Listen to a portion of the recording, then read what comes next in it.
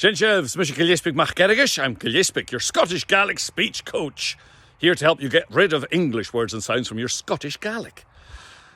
And it's been great seeing the engagement with these shorts since I've got them rolling again. This is really good. And the Gaelic. But what I often hear has a distinctly English flavour. Hasho cho ma. Hasho cho ma. We want to fix that. We have to bear in mind the very distinct short vowels in Gaelic, which all of these are. The word is not show, it's sho. It's not cho, it's cho. And it's not ma, it's ma.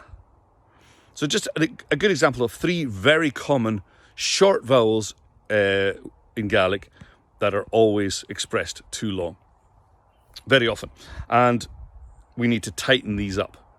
And also the word cho, especially, because its closest English word is so, people tend to mimic and echo the vowel sound of that word.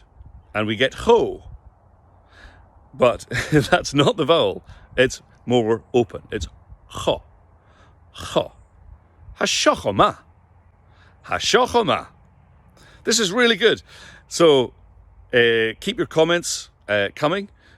Ideas for words that you want to learn to pronounce. And I'll keep these shorts rolling out. Shinchev!